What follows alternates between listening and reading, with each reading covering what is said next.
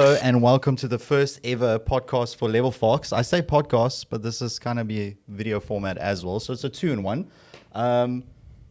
Aptly dubbed the Sitdown. That's what I kind of thought about last night. We're rolling with the punches here. I don't know, going forward, we'll probably be calling all LevelFox stuff the Showdown or the Sitdown. So I thought it works. So, hey, I'm joined by a very, very special guest today. I going to pretend that I'm going to read off some stuff here, but I don't. This is all the top of the dome. But Nick has been in the industry for the longest time. I've known him back in the day from ACGL, obviously, but he's been extensively busy with so many other stuff before that. We're going to run through his journey, but the man, the myth, the legend is finally sitting here with me. Nick, hello and welcome. How's it, Clinton? How's it, man? How's it, man? Great to be here. It's good to be here, man. I'm pumped, guys. Look, I've been talking about this moment for a long time. It's so good to have a little bit of studio space so I can talk with the man. Yeah. And I've wanted to know his journey. So I know I'm talking about the third person here, but Nick always comes up with a lot of events. He's just a super cool dude. Always been really nice to work with. As you guys know, we have a partnership with ACGL, and I think without ACGL, LevelFox wouldn't have been anything, to be honest. So, Nick, I want to take it way back, bro. Yeah, let's go back. Get in our time machines, man. I wanna go to young Nick. Oh, young Nick. Like 4 centimeters ago. 20 centimeters ago with you, bro. So, like, I wanna take it way back. I wanna know, like, kind of. I mean, we don't have to go through your puberty stages here, my brewski, but I wanna know how you got into gaming. Let's start with that. Like, where did your love for gaming come? So, at a very, very young age. I think I've gone through this a few times, but I had 2 older brothers. Gaming was the fairest playing field for me to be able to compete against them. And my dad was a manager of a place called Club Mykonos. Some of you guys might have been there before in your life, and which allowed us actually to have accommodation at Club Mykonos, which was amazing. It was like the child's dream. There was literally an arcade within walking distance that we could go to. And I used to get on the sticks. There was some Mortal Kombat at the time. There's some Street Fighter. What year is this? I was like 5. Literally, I was on the sticks from 5 years old. We got a prodigy out there. Like, wow. Okay. Like the 2-time. Dr. Disrespect, 1993, 1994, back to back. Except I was just a lot shorter than Dr. Disrespect was at that time. But yeah, reaching up to the controllers and beating a couple of kids that were like 13, 14, 15. So I didn't think of it as competitive gaming. Nothing was kind of alluded to as esports in those times. It was clearly just me having some fun, and there was a new batch of kids coming in every weekend to be able to beat. And that's the one thing that I loved. And obviously competing against my brothers, watching KTV, Forward Grab, the good old Sonic the Hedgehog days. Do you remember Cybernet? Cybernet, 100%. I do remember Cybernet. I used to actually record that on my old tapes back in the day and rewatch them, dude. It's the best. That was the best. But different times, man. I feel like so many shows have actually tried to live up to Cybernet days, but they just couldn't match it. That was lady's just so voice cool. will forever be in my... And the dancing, like that robot, in the intro section. Man. So yeah, it went from that stage, and then I kind of just kept on gaming throughout the years. And FIFA became a solid one because I come from a very sporty family. We loved football, we loved soccer, playing that up against one another. And then there was this new world of online gaming at around about the age of 13 that I was brought into by a person that was a part of the gaming community at the time, and probably still is in some regards, called Byproduct. He showed me the Xbox 360. Damn. I saw this console and I was like, Gears of War was the thing that he showed me. And on the 360. Yeah, mind blown. It literally, mind blown. My mind was just on the floor. And unfortunately, being the youngest brother meant I was the last one that had an opportunity to play. So I was just watching these oaks and like over their shoulder. I was like, oh, you did what? Is that what happens when you get a headshot? The chainsaw, the follow. I was like, this is the coolest game ever. And by the time they got off the sticks, I was just there all night till like 3 a.m. Trying to play on the lowest volume possible on this little 32-inch TV. You know the standard definitions, little baby guys? Yeah. Then online became a possibility, right? You could compete up against people. And I'm like competitions in my veins, man. It's like competing against 2 older brothers, whether that be table tennis, soccer, some stupid ball game that you guys have just invented. You have to keep on competing. So it's always been a part of me, but it hasn't been something that I acknowledged as a part of me until I was probably about 19, 20, and started to get more into the competitive gaming and community building side of things. Okay, so you took us through the journey, young Nick competing against your booties, Yeah. leading up to the Xbox 360. On that point, shout out to the Xbox 360, Best man. console of all time. All time. I mean, personally, myself, I think me and Nick's age and journeys are quite aligned there. But I remember waiting and in line at BT Games in Durban to grab my 360. Shout outs to my parents for hooking that one up Yeah. and paying it off. And I think it was Oblivion. I think I was playing Oblivion. Nice. And I booted that thing up and I was just like mind blown, bro. Yeah. Mind blown. But similar to you, my backstory is also like just competitive, heavily involved into gaming. I'm sure before you even got to ACGL, you were probably pushing down old CTR monitors for LANing and all those things back in the day.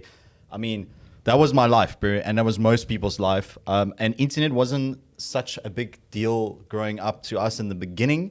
But as soon as you start finding that online world, I think it was about 56K ISDN kind of era. The bug also bit me. And that's something I want to ask. I want to ask Nick. So Nick, after that time period, study-wise, school-wise, Yeah. like take us from like end of high school. Did you study? What qualifications do you have other outside of the world of gaming? And then we can move on to the big question here is the ACGL story. So, Cool, man. Yeah. Yeah, so from my side of things, very much in high school, I was pursuing becoming a professional goalkeeper, actually, for Damn. football. So it's something I love doing, competing, obviously. And the funny thing is, two older brothers, what's the position you're going to find yourself being put into, right? As Yeah. goalkeeper. It's like, you can play with us if you stand in front of these goals. Put Nick in the back. Exactly. So Yeah. from my side of things, I took that as seriously as possible. It's like, okay, you want to play, try and get past me now. Oh, And I like that, dude. from I that like side of that. things, it accelerated quite quickly. Got into a football academy, which was really, really cool. At the same time, when there was downtime available, I played games and studies. I didn't really jump into it. I loved English and I loved math. How was your grade at school? Decent. Decent. I mean, like 78% for maths, high up there for English as well. So Mama Holden was proud. She was pretty proud. She was happy with things. There's another tangent that I kind of wish I went into, the more like dramatic arts kind of thing, I can because see that. I love comedy. I love the fun of creating content. I love personality and just like, being somebody different and playing those characters. And man, I wish I knew that there was something like voice acting at that young age, that age, because dude. Yeah. believe me, that's the thing that we love doing with my friends, is like crazy, silly voices and replicating voices and doing that in class and making the other people laugh. It's like literally my English teacher would make me always be the one that had to read out in front of the class. And I was like, why do you keep on making me? She's like, it's the only reason why the class pays attention. So you're good with public speaking, bro. Well, I actually wasn't good at public speaking. It is more kind of, you put that dramatic side to it, and then you just have fun with the character that you're playing if you're reading Shakespeare. Yeah. And you give it a dodgy voice or a fun voice, and then everybody starts listening. And they're like, oh, we're actually gathering a little bit of the story at this point in time. Okay. So that's what I liked. As soon as I stood up on stage, by the way, I'd get very, very nervous. I had to do like a speech in front of grade 8s, and they'd all like, I'd be shaking, and they should be the one shaking by all means. The new introductions to this high school all boys school. Yeah. But from my side of things, it kind of evolves, and gaming has acted as a great outlet for that. Yeah. Back to just from the gaming side, I got injured in terms of football, kept on playing Call of Duty. What injury, bro? A knee injury from my side of things, which is kind of rearing its head at the moment, feeling a bit older these days. Yeah. And then further from that, it was kind of just playing games. I competed a lot in Call of Duty, and we quickly became one of the best teams in the country. And Big point I want to talk about before you end Yeah. there. So from that side of things, we found ourselves really reaching that glass ceiling really early on. It was like, cool, we're the best team in the country. What does that mean? Okay, well, I get a keyboard now, or I get a controller. What does that mean? Okay, Yeah. so talk us about that before we then go to ACGL stuff. You competed. We all know Nick is very into his Call of Duties. I'm a massive Call of Duty fan. It's not PC to like it at this point in time. I don't really care. It's probably one of the best run and gun shooters out there. Your card has a lot of issues, and the current state of Warzone. But I think we're all anticipating October's release on Modern Warfare 2, which is not a technical reboot on the second one. It's an extension of the 2019 one, if I'm not mistaken. But I'm veering off course here. Talk to me about your Call of Duty career quickly. Yeah. The team, the name. I guess that's what kind of got you into that whole esports thing, and you probably looked at it going like, how can I do this better? Yeah, big time. I mean, it actually started with a game called Gears of War. Is that my older brother was in a team called High Five, and we played Gears of War, and I was kind of like the substitute kind of player. Shout out to High Five, by the way. Yeah, so I got brought into this team, and I quickly in Gears of War became like synonymous with the sniper as well as even the torque bow in terms of those weapons, and started dominating with those weapons overall. And we quickly once again became a really good team. They dropped off, they continued doing whatever they wanted to do, and I took the brand and said, you know what, let's try grow this. And we kept on growing High Five from that side of things. As just a team, like Yeah, just a High Five. not an org, just a team. I guess our org was kind of, we used to call them clans kind of back then. It's an your org. clan tag org. It's basically the same thing. And the reason why we called ourselves High Five, it was during the days of when Borat got released. So we would say in lobby, it's like when High you five. killed somebody, half. And then from that side of things, we just kept on playing. And High Five became like synonymous with being one of the best Call of Duty teams in South Africa as we kept that growing. Hells yeah. And further from that, it became a decision point for me. And at the same time, I was like, there's no opportunities for Call of Duty in South Africa. I remember going to VS Gaming at the time saying, can you please host this tournament? And they're like, cool, we'll host it. But then they gave us the PC rule sets, which makes no sense, unfortunately. Yo, back then it doesn't. So it's still, I mean, at this point in time, like PC has... almost console has become the standard rule set for even PC now, which is Yeah, hilarious it's crazy. just to see how that changes. It's crazy. But from that side is what we decided to do, or I decided to do from my side of things, is I'm going to form an organization called Clan Connection. Okay. So Clan Connection, if you type into Facebook at any point in time, you can still bring that up. Okay. Became a tournament organizer that just hosted tournaments for varied games. So kind of honestly just the games that I cared about, was just FIFA, Call of Duty, as well as Gears of War. So just started hosting that on the forums. Well, is it this guy? Yeah. Yeah, Okay. that is We'll Clan bring that up on Connection. screen. We'll bring that up on No, screen. that's perfect. So Clan Connection is probably the start of your conception towards ACGL. Yeah. So okay, Call of Duty, High Five. You were like, okay, how do we get involved? You came up with Clan Connection. When does Zombie come into the picture, So- and when does ACGL? I want to hear Yeah. this. We have time. We still have 40 minutes. 50 No, we're minutes. good. I want to hear this, and I'm sure a lot of people want to hear it because a lot of people take it for granted when you see ACGL out and about. A lot of people could be negative about certain tournaments and stuff, but people don't understand the hard work that Nick and Zombie, well, Clint, but everybody knows him as Zombie Gamer. And the ACGL family, the crew, And the got to ACGL always give family. a shout out. Always got to keep a shout out, and I mean, shout outs to this hoodie. Ruan, come show this hoodie. I wanna show peeps this thing.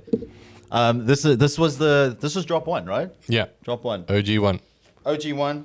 Look at the details on this guy.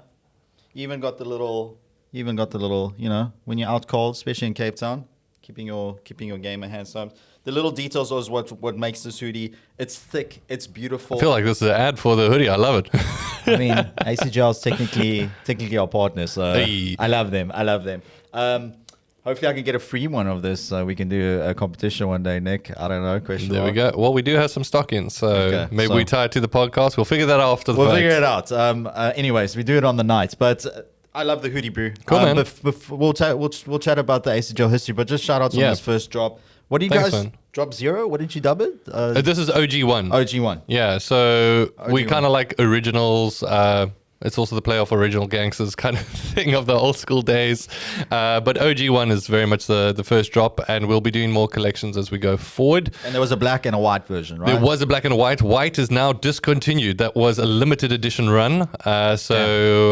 Maybe at some events we'll bring them back. But online, Okay. they are not here anymore. If you missed out, You missed out. Yeah. At least you got this. This is now re-released, right? This one. Yes, right now. this is the second drop for this winter. You can grab it now. You can grab it now, literally. We'll put that on screen somewhere. We'll put the links in Perfect. the YouTube vids and so on. Okay, ACGL. Yeah. Tell us, how did it start from Clan Connection to where you are now? So weirdly enough, I was a co-owner. It seems like co-owning is my thing. Your main thing to do. my niche. So from my side of things, I was a co-owner of High Five with a guy called Dastrix, Okay. also known as Okay. Franco. Shout out Franco to you. And he was like, Nick calls me one day. I've got this really cool thing. MWeb, I've arranged a meeting with him. and I think we might be able to get High Five sponsored. But I also want you to talk about Clan Connection, because it's kind of a chicken and the egg situation of we need tournaments to be able to get ourselves featured, but at the same time, we also want to be sponsored as a team. So, I know the feel. Yeah. I know the feel. So from our side of things, we went and had this meeting, and I was sitting there at MWeb, and they're like, cool, High Five's cool. We like it. I mean, they probably didn't really like it that much from their side of things. They were like, cool, sponsoring a clan is one thing, but what we really want is our own tournaments, and we want to be able to get that pushing forward. So they came to me with an offer to essentially be their tournament director or tournament administrator from their side of things and start hosting these online tournaments, but under the MWeb banner. Okay. So I started doing that, and it was really, really cool. We ran a series called the MGMS, MWeb Game Zone Master Series. Remember that, yeah. Did that for around about 2, 3, 4 years. And at the same time, I still needed additional income. So I went to them. I said, guys, this is getting a bit rough out here. What can I do to earn additional income? So you weren't, yeah. They weren't like paying you. They was just No, they were paying, but it was like a retainer amount per month, which is fine. And but not feasible, like for but you to... yeah, I mean, esports at the time was definitely not feasible. Yeah. So it was cool while I was studying at the same time. So I was studying at Stellenbosch University at the same time. So I was like, cool, what can I do to earn a little bit more coin? Started writing articles for them, which was a new experience overall. Well, I was strong at English in high school. My writing wasn't that great. It definitely improved quite a lot over the period of time. And then it started to hit a point where I really stopped liking it. Yeah. I found I wasn't doing the content that I wanted. I wanted to build content about South African, about Call of Duty tips and tricks, for example. I love that kind of stuff. Yeah. And I started finding myself writing like, what is the best discount for the week kind of article. And I'm like, ugh, that's a bit like soul wrenching, unfortunately. It's not the vibe. So at the same time, while doing the esports stuff, a lot of the events, this zombie appeared. So doing a lot of the physical... From the dead. Really? Yeah, from the dead, which is walking around. So Zombie Gamer at the same time was running a lot of physical events. Some of you guys might remember Trench Town days in terms of being able to hang out and play some games that side. And doing events also, I think he was doing it with... 2Up Gamers. He also facilitated some of those to a certain degree. And...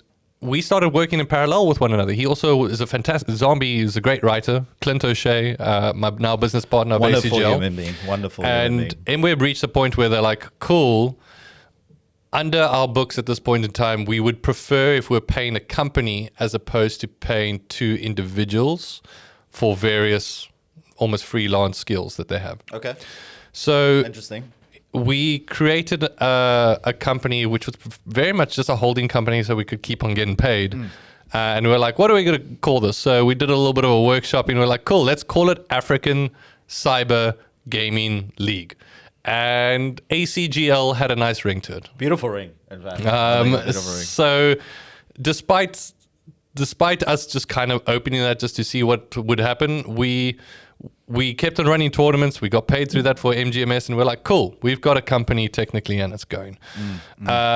Then we, based with my connection with Astro Gaming, we had an opportunity to run an Astro Gaming Cup or Astro Gaming Series at what was Rage Cape Town for the very, very first time. As ACGL.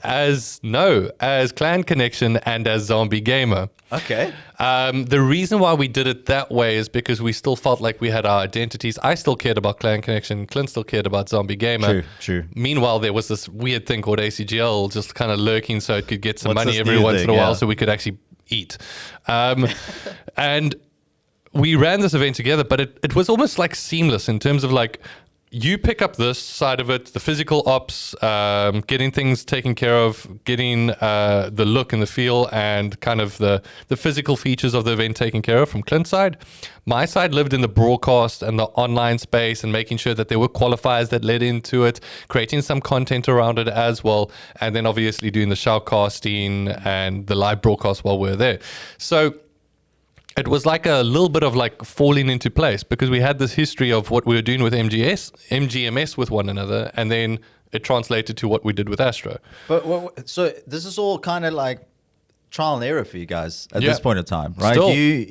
You hopped on the fact that studies kind of felt wayside. You obviously had this love for gaming. Yeah. You could see this vision. You just don't know what that is yet. Yeah. Obviously, we all know it as ACGL today.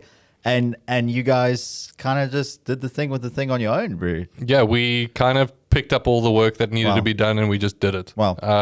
And I think that that's what we liked about one another. We didn't really ask too many questions. We just, if there was something to be done, we got it done. So further from that, we ran that event. It was really successful in its own right. It was actually the first time some people have ever been paired together, as far as I understand, from a gaming event. In South Africa. In South Africa. 100%, yeah. We did a little bit of like an influencer kind of match in the beginning. There was a bit of fun. There was Grant Hines. I think there was Taryn from NAG. Tech Girl was there at the time as well, which was cool. And I feel like I'm leaving out one person. It was 4v4 at the end of the day. And we did some of the shoutcasters get involved, and we had some fun. It was a real blast. And we did the event overall, and Astro was super stoked. They were like, this was really great. We love the on-the-ground focus. And we were working with a guy called Alan at the time, who was working for Megarum. Okay. So he was representing Astro and making sure that they got the reports and all that kind of stuff from their side. So that worked well, really well together. And then further from that, MWeb was facing a little bit of a period of like, are we going to keep going with this? Do we want to kind of just do the ACGL thing? And it really required an opportunity. And that opportunity came off of the back of the Astro Gaming Cup, which was the Call of Duty World League. Alan, who was the lead at Megaron, said, listen, I forwarded this along, and I know you guys love Call of Duty from your side of things. We even, with MWeb, in terms of their assistance, managed to send 2 teams across to the States to be able to compete. And from our side of things, it was, okay, are we going to do this? And are we going to do this as ACGL? And is this going to be the start of what we do? And it was too good of an opportunity to pass up. What year are we in now? This is 2000 and I want to say 17, I think. Yeah. It's probably around that time. Yeah. Okay. 2016, 2017, round about there. I feel like it feels like I feel like ACGL has existed longer. It's. But, I mean, but in spirit it has, as you explained. spirit it has. Yeah. It feels a lot longer than it actually is at times. Damn, I mean, it dude. was only around the corner. It was Call of Duty Black Ops 3. What, the Worlds thing? Yeah, Call of Duty World League. So how did you get that opportunity? Where was the connection on, hey, here's the email, you guys are going to run this leg for us in South Africa? So that came through 2 things. So with the work with MWeb, we were managing to, thanks to Desmond Kurtz as well as Brad Kirby at that time, to be able to put some kind of like pressure on Call of Duty to include us into the international scene. We got 2 teams, as I mentioned, invited year on year. GG's on that. Was a really big success in terms of just being able to get that going for our community. The very next year after that, we were excluded, and we're like, guys, you need to keep us involved. And they were kind of finished with their Call of Duty World League season, but the IP kind of still existed, and they're like, well, just give South Africa an opportunity. So we did the CWL event, and I still, it sometimes shocks me to this day of how successful that was. It was like the Astro Gaming Cup on steroids. Yeah. We had so many amazing people as a part of that event, from the celebrity showdown in the beginning all the way to the teams that participated, the look, the feel, the management from the Rage team, what we did from a stage operation perspective. The scheduling was perfectly on time. We weren't even running late because we really factored in the decisions and we knew the nitty-gritty details. Wow. And we said, this is the launch of ACGL, and that was our big moment. And personally, were you nervous? So nervous. But the thing is, I was if you go watch back, you can watch those casts back. I am a wreck. Is this living on YouTube? Yeah, it lives on YouTube. You got day 1, 2, and 3. It's probably something I look back as some of my worst commentary that I feel personally. I got away with it. People are happy with it. But I wasn't happy with it because I was not focusing on necessarily the cast the whole time. You were worried about the event. I was worried about that person seated over there. They're doing that. This guy is in the backstage. I hope he makes sure he gets the pre-roll going. They've got matches in the backstage. They need to take care of that. Meanwhile, doing commentary over what's happening on screen, much on your sitting mind, bro. next to Too much. probably one of the biggest Call of Duty casters at the time in the world, Benson, who flew down to come down as well. I remember this. Wow. And we like I said, I think that event killed it. Damn, bro. But it's also like we didn't realize what we had achieved in many ways at the same time. The I don't think scale of it anybody was did. so big. I don't think anybody did. I think you guys kind of solidified what is possible. Yeah. I think you guys took a leap, and I think it was a bit of destiny just holding your hands at that point. Yeah, because I don't think you or the fact that you and Zombie met up with one another and that. Speaking of, do you guys ever bump heads, you and Zombie? Always. Always. We are like a married couple that fights so regularly and gets grumpy with one another. But at the same time, I wouldn't exchange Clint for anybody because his heart is ultimately, I care about where people's hearts are, especially inside this industry, because we've got so much passion behind it and so much love for trying to achieve our ultimate goals, which I mean, we can talk about later, but his heart's in the right place. I mean, that guy, whether he was earning billions of rands or hundreds of rands, he would still be there at a gaming event, setting up things at a high school or at a university or wherever it is. He would be there doing that. Yeah. And that's what I love about him. He doesn't ask for permission in terms of doing it. He's like, this needs to be done, so I'm doing it. And that's what I fucking love about Clint. I mean, if you see Clint I hope I can swear in this. I hope it's okay. I wanted to drop the F-bomb earlier, and I was like, it's chilled. It's chilled. I'll just be Podcast 1, we set the rules now. We'll set the rules now. We keep it cool. We are of age. Our target market is not 9-year-olds, so I guess we should be fine. Yeah. But speaking of Clint, and we will have Clint on the show, by the way, guys. He couldn't make it today. I think he was taking a little bit of a holiday gap. Much needed break. This is like the first time he's taken a gap in a while, and it's only like 6 days. I mean, people go, cool, 3 weeks. That'll allow me to reset. So I wish we were afforded that luxury at times. Yeah, it's a tough one. But it's good to sort out your mental. It's a very important thing. I think me and Nick both have exchanged time, so we were like, dude, just like not feeling lacquer today. How's it going? And that's what I value about Nick them. I've been kind of working with them from LevelFox. As everybody know, we had the showdown. We're trying to push and land a big sponsorship. There's no hiding it. Yeah. So I'm just going to put it all there. Same with me. I'm putting my heart into this project. So hopefully we do get a sponsor. Hello sponsors. If you guys are looking, we would love to get in touch, but I'm veering off topic here. We were talking about Clint a little bit. We will have Clint in. Probably next week or the week after that, but I'll touch base with him. Next week's guest, I'm not sure who we got in. I've got a few people lined up. I've spoken to the likes of Grant and Mr. Flack, even Glenn, CEO from Nibble Esports. So we're going to have a couple of lacquer guests in, but back to my guests that we have right now. I feel like this is the point where I should read out that Cash App sponsorship thing, like sponsored by Cash App, blah, blah, blah. But this is not the States and not 100 Thieves podcast. It's the LevelFox, the Sit-Down. So how about this? Guys, how about check in on the socials for LevelFox. Make sure that you guys are keeping up to date. They're going to be doing some really cool coverage quite soon in terms of some of the events that are going to be taking place, especially around Cape Town, because, I mean, it's accessible. And we don't necessarily need to fly too far, but there's a lot happening around this side. You never know. So, yeah, check it out, everybody. Thanks, Nick. And make sure you support. I mean, the whole thing is building support for those that support, if that makes sense. We are communities at the end of the day, and you guys mean quite a bit in terms of the community if you are listening or if you are watching. Ultimately, this is for you, but hopefully it can just keep on building with your guys' support at the end of the day. Wow. Maybe Nick can host the show for the rest of the half. I mean, it's kind of nice and refreshing just flipping it around. But thanks for that, man. Don't make me blush on screen. Hey, you've already made me blush a couple of times, good sir. Yeah, man.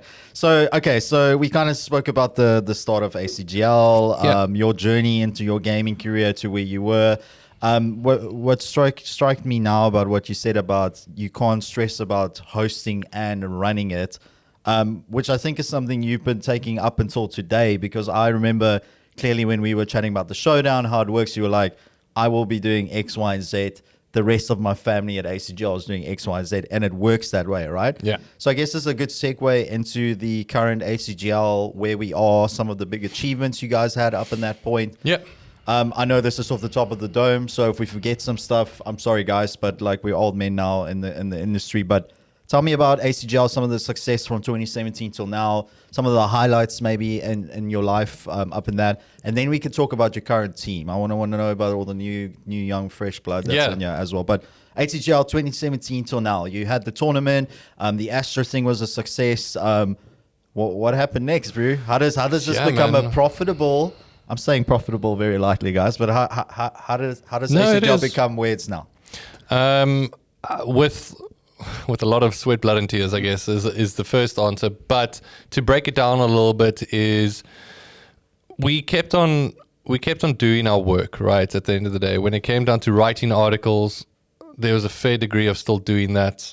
Tournament administration, the MGMS series kept on going for another year after that. Oh, wait. Before we carry on, sorry, Nick. Yeah. How did the property become your own? Wasn't it technically MWeb's property? No, it wasn't. Nothing. We weren't employed. We created the company so we could be paid directly through. So it didn't belong to them at all. It's your baby from the start. Exactly, 100%. If anything, it was almost to get off of their part-time book so we could operate. So inadvertently everything kinda from helped you our guys. side of things was an invoice basis kind of work in terms of what we did. It wasn't a full-time gig at all.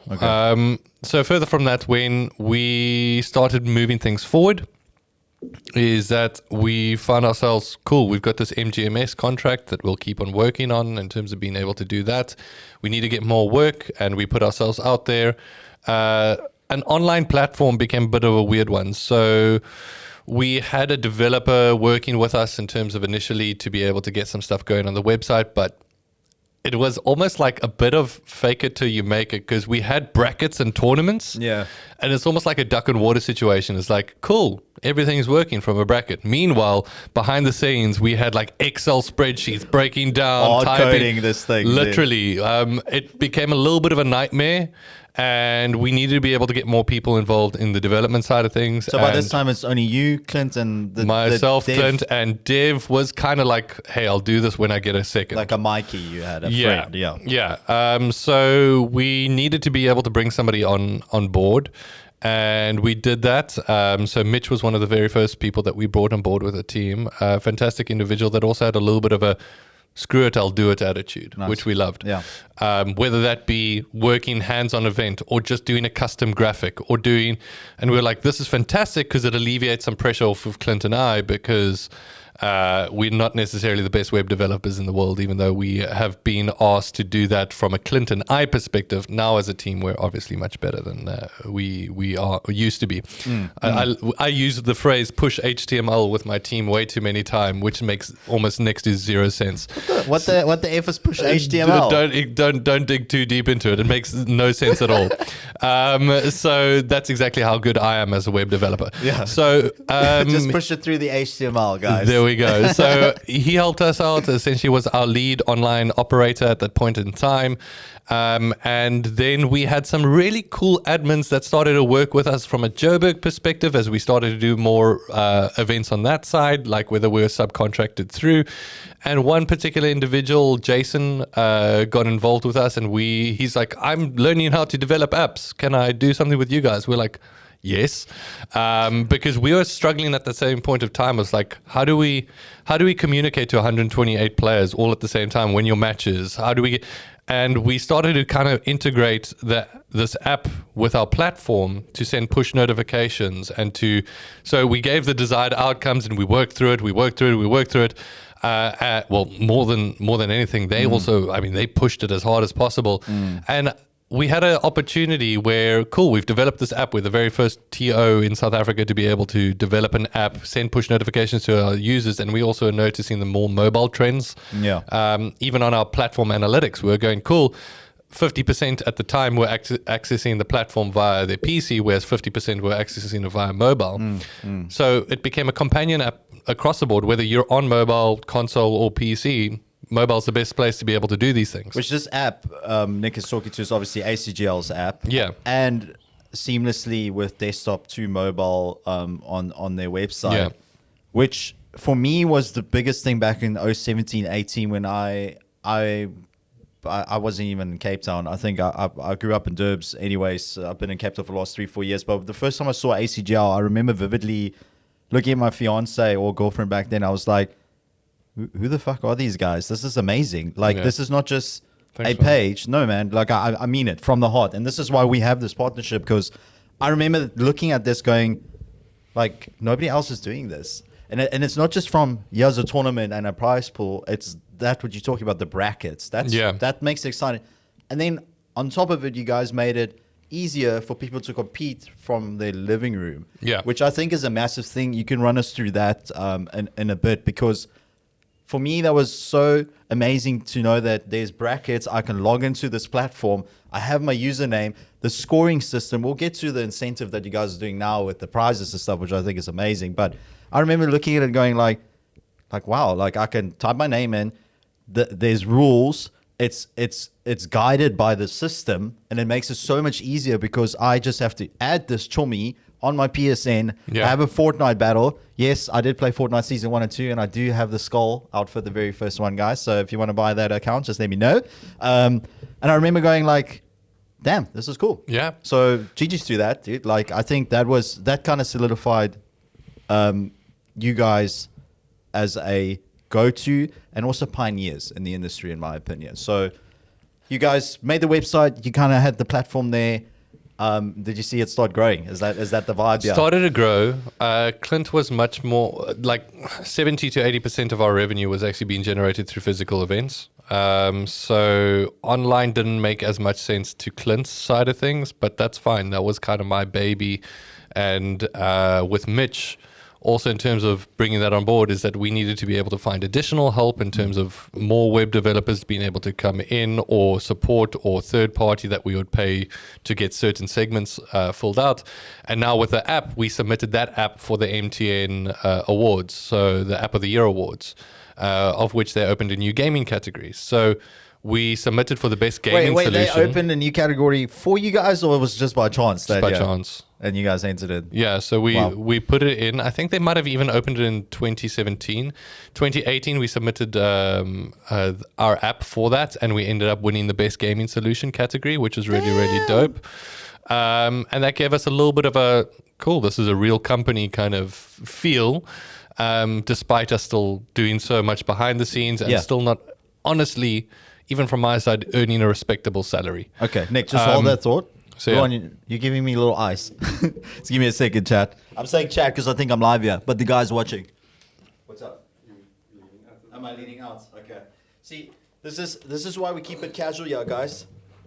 And this is why I'm paying shout outs to Ronya in the background. Absolutely 0 cents to help me out today, but he's just keeping everything in check. So I'm leaning a little bit too backwards, so I need to get in the frame. Okay, so where were we now? So I think just from our side of things, submitting for MTN App of the Year awards, winning that category, which was really, really cool. And yeah, just putting ourselves out there as far as the company goes into a public realm, which was really, really exciting. Further from that, more opportunities start to come, not necessarily because of the App of the Year award, but kind of just because we were solidifying our names in the community more. It probably got it out there. Yeah. Especially with the app. Who built the app, though? So that would have been Jason, as along with our web dev team at the time. So shout outs to them, bro. led by Mitch from the web dev team side, and then Jason from the on the ground side. So Mr. Parry that joined us as an admin as well. So we've always dubbed ourselves like a ACGL family, because when it came down to admin at that point in time, it was kind of all through. We weren't even getting paid for a lot of the stuff that we were doing. We're like, cool, community has a need, there's a demand, let's do it. Let's take care of them, let's work together. So we're on every single night doing Excel documents and being able to get these things updated. As things progress, it became automated, which became awesome. And we were doing physical events wherever we had a capacity or availability to be able to do it from our side of things. 2019 to 2020, still being able to do that, working inside of the university space a bit more, working at Rage Gaming Expo to be able to staff and facilitate certain events on that side. Did you guys always want to get involved? Was that always the plan, like university and schools? Was that on your mind when you started getting into esports, and you were like... 1,000,000%, yes. 1,000,000%. So that's awesome, because you guys weren't just going, let's tap into the esports market and screw the rest. You were like, how do we grow ground from grassroots? The thing is, it was almost a little bit of our Achilles' heels. We always pleaded grassroots. Nice. Everyone kept on saying, oh, well, they're the grassroots organization, and almost looked down on us in that regard of like, cool, they're the grassroots organization. Okay. Which was a bit of a weird approach, but so be it. But from our side of things, we fundamentally believe on being on the ground, with people and trying to build it from not only just a online basis, which is fine, but a cultural basis of how do I connect on a regular basis? How do I see these people in the community? We were doing EGE events every year, which became its own thing. But the coolest component of that was we did some of the very first things in South Africa, but we were almost... What I like about Clint in terms of these attitudes is that we're not as verbose about things as sometimes we should be. Yeah. We were doing... You need people like me to put the word out there. I'm telling you now, man. Because at that point in time, we weren't saying like, we were the first to doing this, but we were. We were the first ones trending for a gaming event for esports in South Africa. We were one of the first to be able to, if not the first in Africa, to probably do a console gaming stream at MWeb. But really what it built up to is more trust in the community, more bigger events across the board, more scalable events. And the thing is that we weren't worried about is necessarily always just pushing the top tier of esports agenda. It was like, how do we build more opportunities for everyone across the board? And where are we going to have to try derive some additional income for so we can actually still keep facilitating the main dream? And that main dream is really, how do we facilitate an ecosystem so people, at no matter what their skill level, can join into esports and still have an aspiration of becoming some of the best players in the country or even representing on an international level? Yeah. But how do you just join that Yeah, from how do you do multiple that? levels? So that's still very much a part of our goal. Okay. And high schools and universities are still very much an important side because those spaces, I think it happens too often is that parents they go, why are you doing esports? Focus on your high school. Yeah. Why are you doing esports? Focus on your university. Yeah. But if university and high school already have esports as a part of that ecosystem, gives them more reason to stay inside the ecosystem, which is vitally important. Because if you want to go, cool, 100,000 people, let's get involved with esports, cool, we're all good. And then there's all these reasons not to get pulled away, then you get left with the same 200 people at the end of the day. Yeah.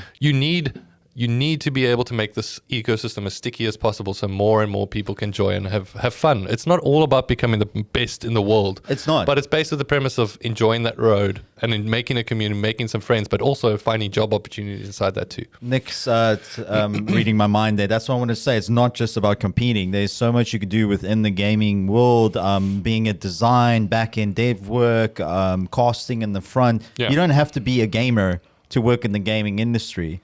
And you don't have to be a businessman to know that this is a flourishing industry as well. So I guess I want to chat to you a little bit, checking the time. Yeah, we got about 15 minutes left. How are we doing there, Mr. Cameraman? 18 minutes. So we got 15 minutes left. We took the journey up into 2019. ACGL family started growing. People started recognizing you guys. You mentioned trust. I think that's the biggest thing that stood out for me is that you guys looked very approachable. You look like you were very transparent as a company and as an organization.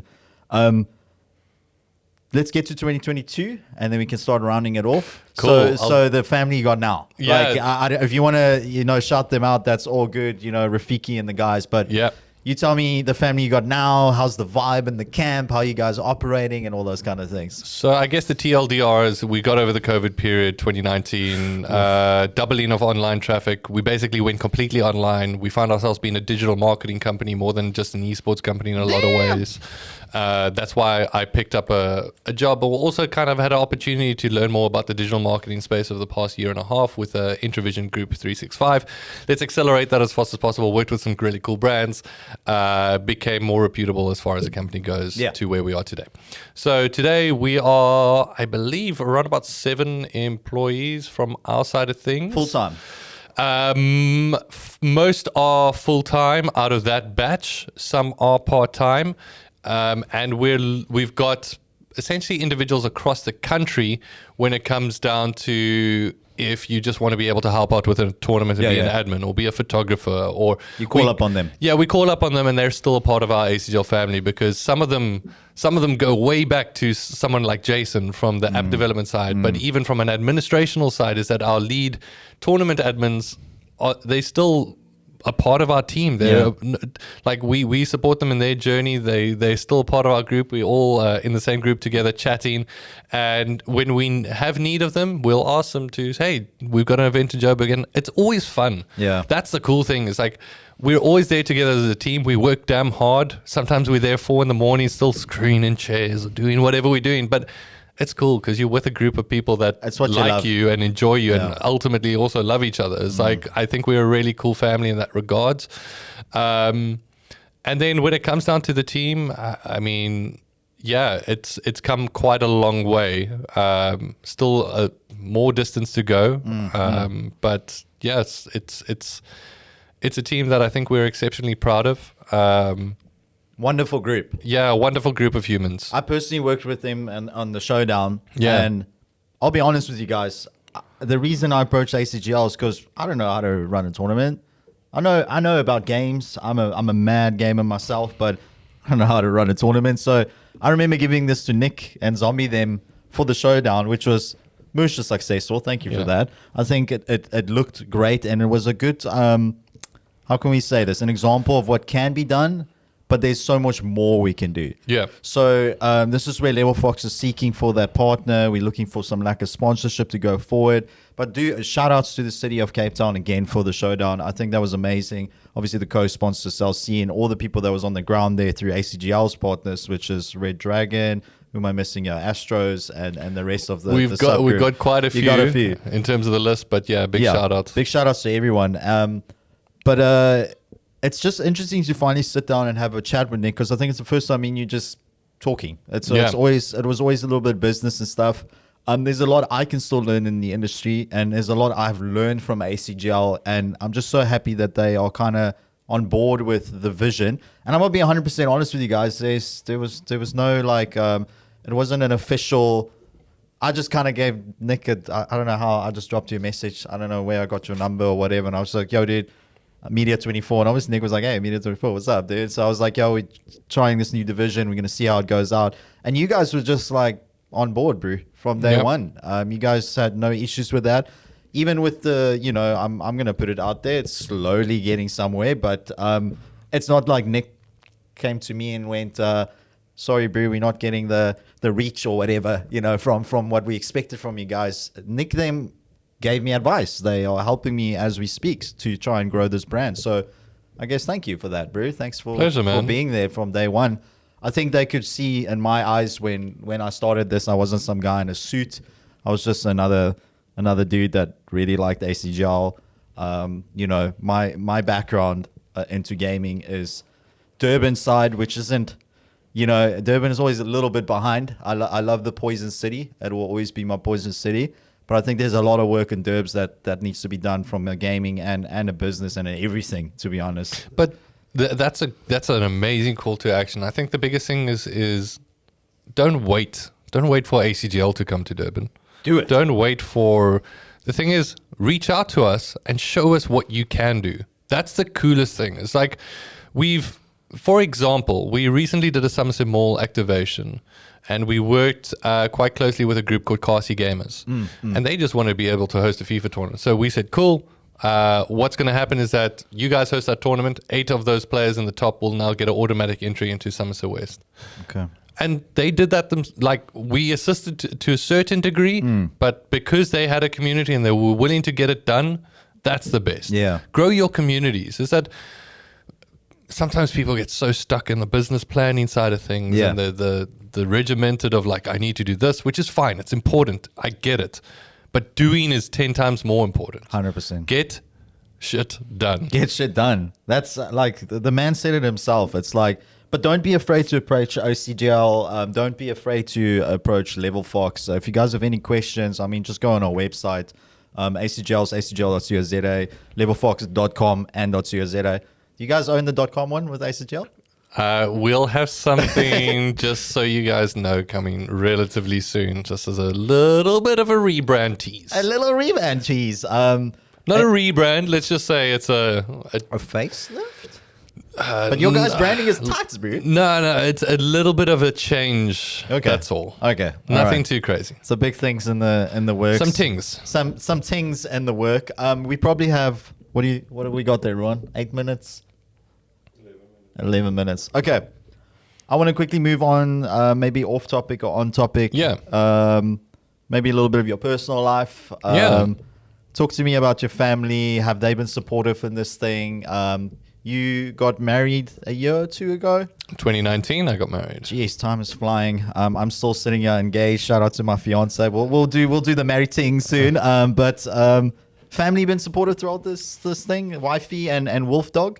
Yeah. So everybody's been supportive because they've kind of seen The growth. Yeah, they've seen the growth, but they've also seen I'm quite direct in terms of what our goals and aspirations are. There's been constant, almost time checks for myself in terms of going, if I don't achieve this by this period, then I'm done. If I don't do this by this period, then I'm done. Yeah. As I mentioned, it was kind of like blood, sweat, and tears with myself and Clint in terms of some of the things that we had to do. And sacrifice. We had to sometimes not take a salary in a month. We had to. Jeez. The one time it really sat into a position where we looked at each other and it was almost like we were sitting at a bar just outside. We're not too far away from Observatory at this point in time, just outside Observatory, and we're looking at each other and we said, "Are we going to keep on doing this, man? Because this is it's all encompassing." And that month in particular, we could only pay Mitch. I'll be quite frank. Yeah. That's where we were. And we said, we're not going to pay ourselves because we need to pay Mitch. Sure. But from that side of things, we sat in a situation, we said, let's keep going. And a year later, we're in probably one of the best positions that we have ever been. It doesn't always happen like that. Yeah.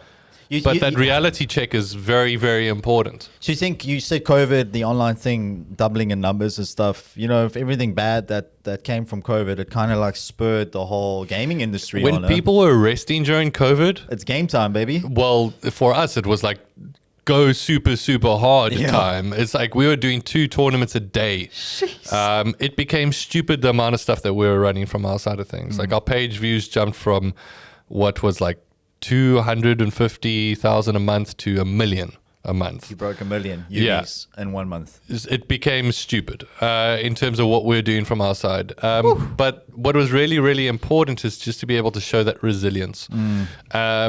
We still, and one of the things I take a lot of pride in, is that we're a company that has kept going based off of just not any kind of investment or anything from that side, just based off of a lot of hard work that we do. And I think, if anything, that probably makes us, at least I think in my mind, makes us more accountable to people. Yeah. I mean, you're taking it on yourself. We have to. We have to be accountable to people as much as possible. There's no sudden influx of money coming around the corner kind of situation. There's no somebody like, cool, we had a bad month. No. We have to keep on going, and we keep on grinding. But at the same time, that's what's rewarding about it, man. It's knowing that we're doing this. Yeah, we are doing this. It's not a dream anymore. I work in esports. I live and breathe it every single day of my life. You can say that confidently to anybody asking you. And only now am I in a position where I feel a bit better about what is happening on a monthly level. Yes. But at the same time, is it where I think like at 32 years of age? No. I could have picked up a many other job in many other places and positions. But this is what I love. This is what I love doing. This is what my team, I hope, loves doing. I know we all have our moments, but the vision is still very much there to keep on growing this. And I think we're all very much single-minded in terms of knowing that our number one goal is actually not based on us. It's based on these players. It's based on the community and trying to grow this for them. So people like us that got disparaged in terms of the journey and said, you know what, screw it, I'm done. That doesn't happen as much. Feels more approachable. You guys have made it. Look, Nick, you guys have made it approachable. So shout outs to you guys for doing what you did. The fact that Nick and Clint decided to offer up salaries to pay staff back then just shows you what type of people you guys are. So GG's on that all round, bro. I think it's quite enlightening to sit here and listen to your story. Kind of excited going forward and all the other guests and so on. But I mean, Nick, it's been awesome, bro. I appreciate you pulling through. I've been trying to work on this for the longest of time. Ruan, how long do we have on that camera there? 7 minutes. Just a quick background on LevelFox, guys, and we're ACGL LevelFox. We briefly did mention it, but we are a year later. We are looking to partner up with some great peeps, so go check out our socials and stuff. We are going to change it a little bit going forward. I'm not going to give you all the details, but we're not going to concentrate too much on articles. The website hopefully will still be carrying on. I'll keep you guys posted on that on all our socials. But for now, I want to concentrate more on cool shit like this. I think it's awesome to sit down with people of the industry, hear their stories, you know, and we keep it local. You know, if we have an international guest here one day, there'll be one day. But for now, this is a South African story. It's something I want to cover. And going forward, you'll see these boards more at ACGL events in the backdrop. Not particularly doing interview styles, but just being there and catching the vibe. I want to see what's going on the floor, meet some great people in the industry going forward. Nick being one of them. And I think it's kind of like... I think it's kind of cool that you're the first guest on this show. It makes sense. I did want to have Clint here as well, but like I said, guys, shout out to Zombie. We'll chat to him on one of the future ones going forward. Yeah, bro, I think that was awesome. Thank you for sharing your story to me. I just have one random few questions for you, and then we can end it off. Let's shoot. Pineapple on pizza, yes or no? Yes. What is your favorite Call of Duty? Mine is Modern Warfare 3, then Black Ops 2. Okay. Favorite weapon? Mine was the PP90 M1. PP90. That I think is an underrated weapon, bro. To be honest. I think it's PP90 M1 or M2. I'll double check, but it was the Modern War. No, was that the Bison? But it's the same weapon. I'm pretty sure it's a PP90 M1. I think it's the same build. Yeah. I think so. We could be wrong. The Bison was in Why am I thinking Bullfrog? Ghosts. Ghost was the Bison. It's basically the underbarrel loader. Yeah, it's the SMG. But isn't that it's the kind of like a round one that opens?